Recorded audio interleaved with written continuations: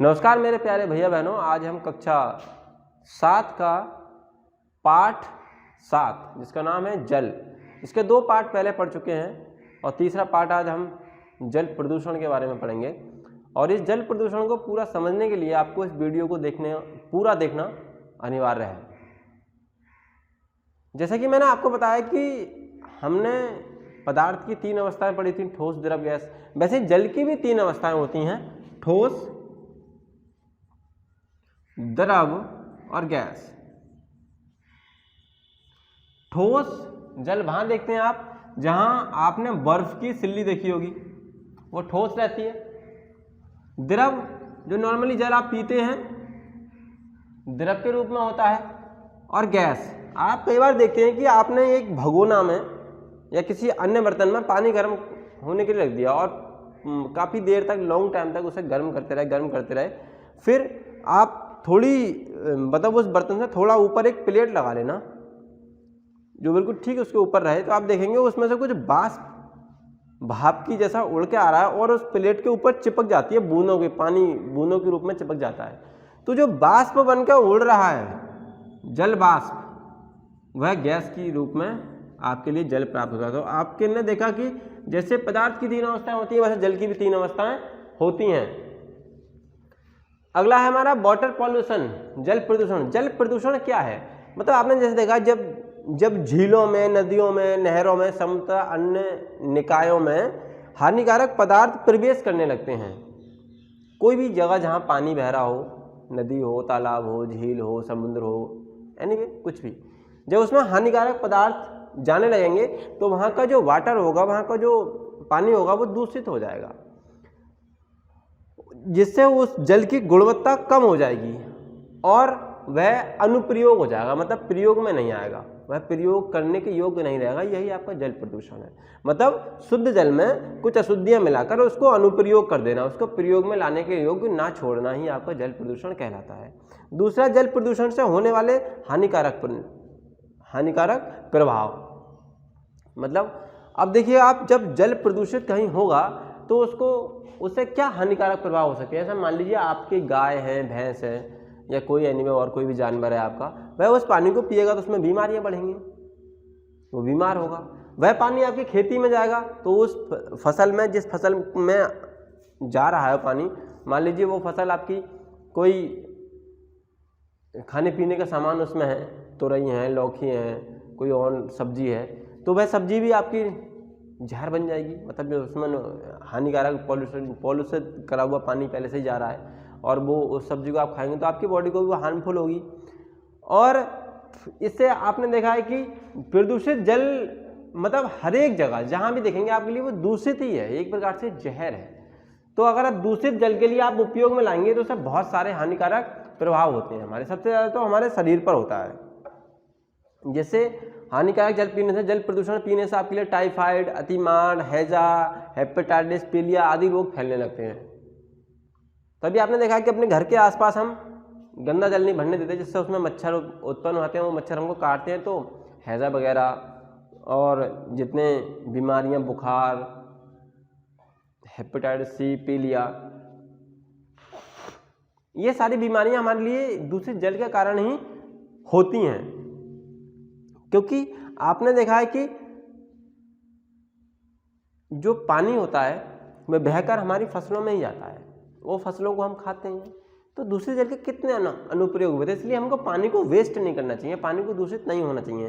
देखो, दूषित जल के दुष्प्रभावों को जापान शहर में घटित घटना जो 1953 में जापान के एक शहर में घटित हुई थी, उसमें क्या हुआ था कि उसका नाम था मिनी माता, उस शहर का नाम था मिनी माता। शहर में स्थित विनाइल क्लोराइड बनाने वाले एक रसायन उद्योग में निर्माण प्रक्रिया के रूप में आता था। औद्योगिक निर्वस्त्र के साथ बड़ी मात्रा में निस्तारित किया गया एक बड़ी झील में एक निस्त्राव एकत्रित हुआ और वहां पाई जाने वाली मछलियों के शरीर में पहुंच गई। इन दूषित मछलियों को खाने के कारण लगभग 43 लोगों की मृत्यु हो गई। जांच एवं परीक्षण से ज्ञात हुआ कि इन सभी के द्वारा यहाँ पाई जाने वाली मछलियों का सेवन किया गया था। मतलब जो 43 लोग 43 लोग की जो मृत्यु हुई थी उन सभी ने उन मछलियों को खाया था जिनके पेट में वो दूषित जल गया था, जो दूषित जल किसी सीवर से, किसी औद्योगिक संस्थान से, किसी फैक्ट्री से उस झील में गया था। और वह जहरीला पानी उन मछलियों ने अपने सेवन में किया और उन मछलियों को मनुष्य ने सेवन किया। तो वो जिन जिन मनुष्य ने उसका सेवन किया, उस सेवन करने वाले सभी मनुष्यों का क्या हो गया, देहांत हो गया, यानी कि मृत्यु हो गई। अब आप देखते हैं कि जल प्रदूषण एवं नियंत्रण एवं समाधान, उसके जो समाधान है मतलब उसको नियंत्रित कैसे किया जाए। आजकल घरेलू जो स्तर पर हमने देखा है कि जल को शुद्ध करने के लिए हम क्या करते हैं, वाटर प्योरीफायर लगा लेते हैं, मतलब RO, जल शोधक संयंत्र, जल शोधक संयंत्र का प्रयोग काफ़ी किया जाता है। आपने देखा हो वैसे हम जिसमें RO रिवर्स ऑस्मोसिस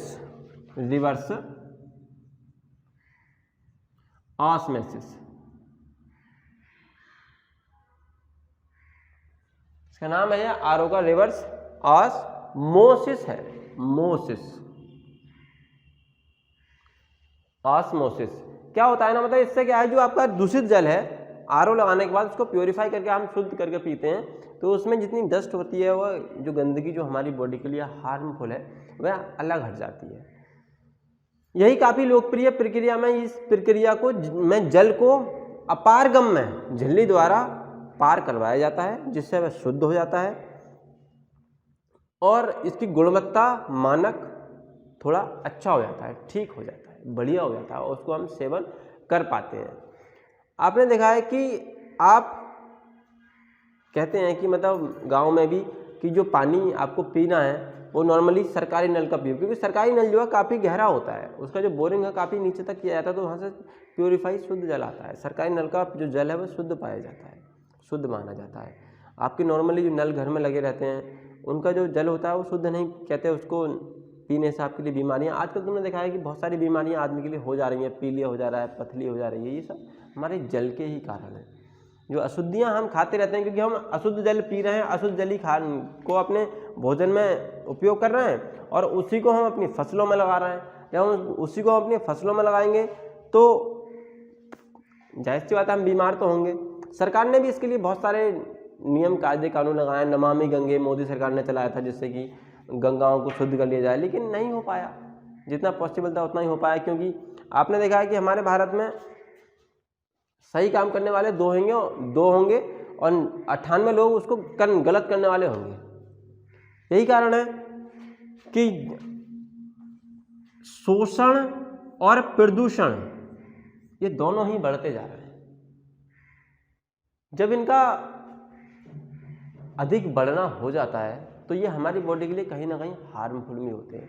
शोषण भी हमारी बॉडी के लिए हार्मफुल होगा और प्रदूषण भी हमारी बॉडी के लिए हार्मफुल होगा।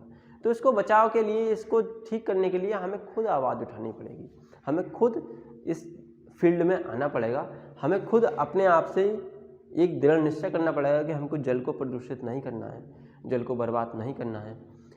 अब मान लीजिए बात करते हैं हम जल संरक्षण की। संरक्षण में अगर मान लीजिए संरक्षण क्या है, जल का बचाव। देखो जल अगर आप बचा लेंगे तो उससे कितने फायदे हैं। मान लीजिए आपने क्या करा कि आपने घर में सबमर्सिबल करा लिया और सबमर्सिबल कराने के बाद आपने एक नाली बना ली सबमर्सिबल के बगल से और वह नाली अपने खेत की ओर ले गए, बगल में कोई थोड़ी बहुत सब्जियां वगैरह कर रखी। अब आप कोई पानी का यूज़ करेंगे तो पानी बहकर उस नाली में जाकर आपके खेत में चले जाएगा। तो जो जल संरक्षण करेंगे आप उस पानी को बचाकर अपनी खेती में लगा सकते हैं, उसको किसी दूसरी चीज़ में बहा दीजिए जहाँ से वो कहीं यूज में आ जाए। बर्बाद नहीं करें पानी को। अगर पानी बर्बाद करते रहेंगे तो आने वाले समय में फ्यूचर में पानी की बहुत दिक्कत हो जाएगी। पानी बचाओगे, बचाकर खेती बाड़ी में कहीं लगाओ। और अगर ये पानी का जल का अगर ऐसे ही शोषण होता रहा, जल का ऐसे ही बर्बादी होती रही तो आने वाले समय में नमी की मात्रा कम हो जाएगी और पानी की दिक्कत बहुत बढ़ जाएंगी, जिससे कि पेड़ पौधे सब सूख जाएंगे, फसलों के लिए उगाने में भी दिक्कत हो जाएगी। और अगर ये सारी चीज़ें होती हैं तो हमारे ये पूरा एटमॉस्फेयर जो है सब सिस्टम बिगड़ जाएगा, क्योंकि पूरी पृथ्वी पर 71% ही जल पाया जाता है। इसमें से 2.7% पीने का है और बाकी सब खारा पानी है, इसको हम यूज़ नहीं करते।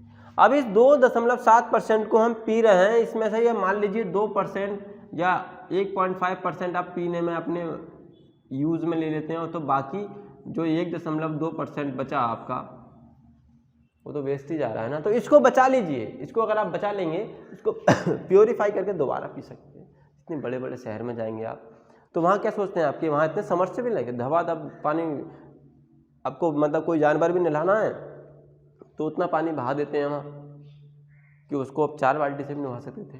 आप खुद नहाते हैं तो आराम से समरसेबल चलाकर खूब मस्त नहाते हैं, ये पानी की बर्बादी है। बाल्टी भर के भी नहाया जा सकता है। आपने देखा है स्विमिंग पूल लगा लेते हैं तो पानी, कितना पानी भर लेते हैं उसमें, हजारों टनों कुंटल से हिसाब से पानी उसमें भर लिया होता है, उसमें एक आदमी नहाता है, उसको पूरा गंदा कर देता है, प्योरीफाई किया जाता है, दोबारा भरा जाता है दूसरे को नहाने के लिए। तो क्या जरूरत है इस चीज़ को बर्बादी करने के लिए? अगर हम अपनी ज़रूरतों को, अपनी सुविधाओं को ऐसे ऐसे बढ़ाते रहेंगे तो प्रकृति एक दिन इतनी रुष्ट हो जाएगी कि हमारी ज़रूरतें, हमारी सुविधाएं सब खत्म हो जाएंगी और इस पृथ्वी लोक पर रहने वाले मानव जीवन का सब नाश हो जाएगा।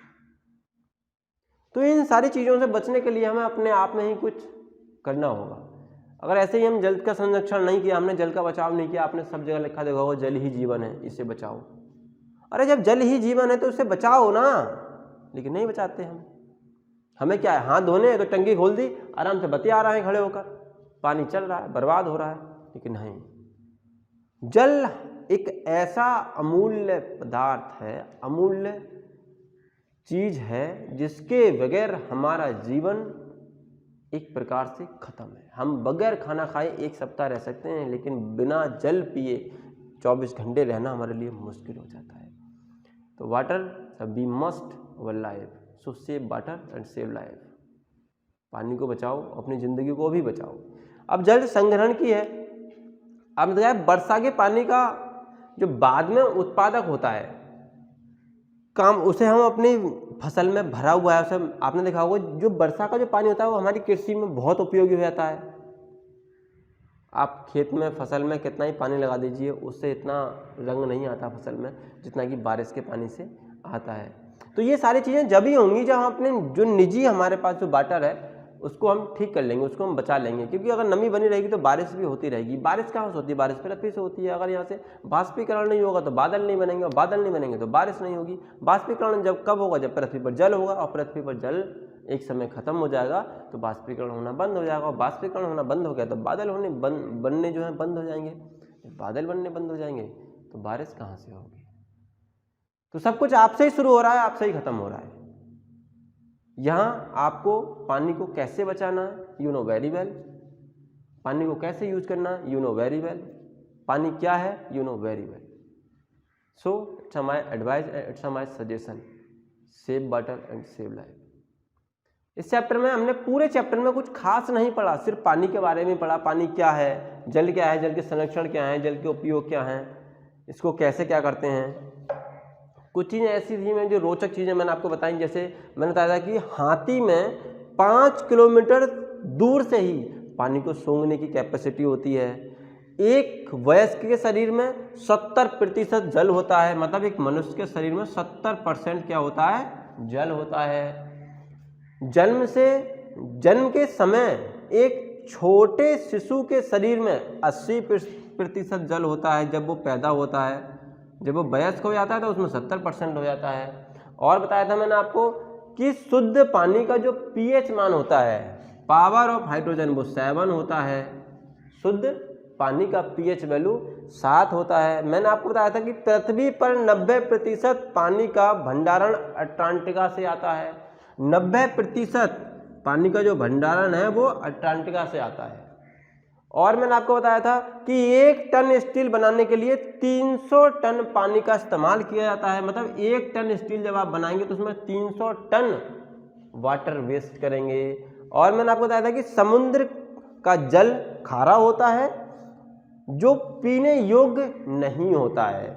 समुद्र जल के हर 1 किलोमीटर पानी में 35 ग्राम घुला हुआ नमक होता है। मतलब 1 किलोग्राम पानी में 35 ग्राम, मतलब 1 किलो में, 1 किलोग्राम वाटर में 35 ग्राम नमक होता है, इसीलिए वो खारा होता है। मैंने आपको बताया था कि गंगा के जल में बैक्टीरिया यानी कि जीवाणु व अन्य अशुद्धियों को नष्ट करने के लिए बैक्टीरियोफेम नामक वायरस पाया जाता है, जिससे वो नष्ट हो जाए। इसी कारण गंगा जल कई दिनों तक शुद्ध रहता है। आपने देखा है कि आप लास्ट ईयर गंगा जल लेकर आए और भाई 1 साल बाद भी बेकार नहीं होता। ऐसा नहीं है उसमें कोई शक्ति हो, नहीं, उसमें कोई देवी भी ना बैठी, ना ही उसमें कोई काला भूत बैठा, ना ही काला जादू, उसमें एक बैक्टीरियोफेम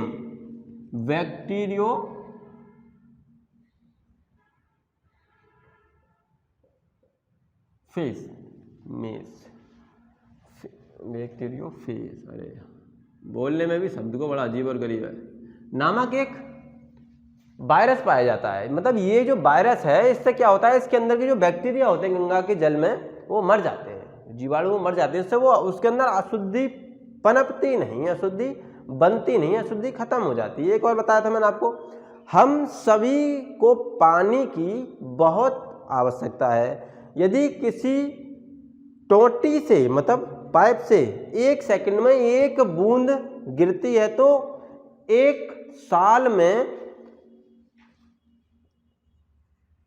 लीटर पानी बर्बाद हो जाता है। मतलब 1 सेकंड में 1 बूंद टपकती है उसमें से, 1 सेकंड में। आप जानते हैं कि 1 मिनट में, मतलब 1 मिनट में 60 सेकंड होते हैं, ठीक, और 1 घंटे में 60 मिनट होते हैं, ठीक। अगर आप 1 सेकंड में 1 बूंद टपका रहे हैं तो 365 दिन में आप 11,000 लीटर पानी वेस्ट कर देंगे। समझ रहे हैं आप? बूंद बूंद से समुद्र भरता है। अगर वह बूंद आप पूरे साल टपकने देना, एक बहुत बड़ा सा ड्रम भर जाएगा। तो आप सोचते नहीं कि 1 बूंद पानी में कौन सा लंबा तोप में है, टपकने दो, लेकिन नहीं। If you focus every weakness then you change your life. अगर आप अपनी प्रत्येक कमजोरी को, अपनी प्रत्येक समस्या को पहचान लेंगे तो आप अपनी लाइफ को चेंज कर सकते हैं। कहते हैं कि किस्मत भगवान लिख के भेजता है, आई एम सेटिस्फाइड, भगवान लिख के भेजता है, बट उसको चेंज करना, उसको आगे चलाना इज डिपेंड योर मेंटेलिटी। ये आपके ऊपर निर्भर करता है, आप उसको कैसे प्रोफाइल करेंगे, कैसे उसको चलाएंगे। आपके लिए यहाँ उत्तर प्रदेश में जन्म मिला है, बहुत सौभाग्य है। यहाँ पानी का भंडार है। अगर आप उत्तर प्रदेश में आपने जन्म लिया, यहाँ पानी का भंडार है, आप कितना ही वेस्ट कर लीजिए यहाँ। अगर सोचिए आप रेगिस्तान में या राजस्थान में कहीं होते, ऐसे पर्वतीय इलाके में होते, जब पानी को लाने के लिए आपको 5 किलोमीटर दूर जाना पड़ता, तो आप समझ लीजिए 3 दिन में तो नहाते, रोज नहाते भी ना। आई सी अ लॉट ऑफ टाइम, मैंने कई बार देखा है पर्वतीय इलाकों में, कई बार गया हूँ, वहाँ रुका भी हूँ, रोज नहाने का मौका नहीं मिलता, वहाँ चिपड़ करना पड़ता है शरीर को। जहाँ लोट के नहाते हो पानी में, तो पानी को वेस्ट नहीं करना है। आज के बाद ये कसम खाना कि पानी को वेस्ट नहीं करेंगे। इस चैप्टर में आज हमने जो भी है जल के बारे में ठीक तरीके से समझा है। इस चैप्टर की जो PDF है पूरे क्वेश्चन आंसर मंडे में आपके लिए प्रोवाइड हो जाएंगे। तब तक के लिए नमस्कार, धन्यवाद।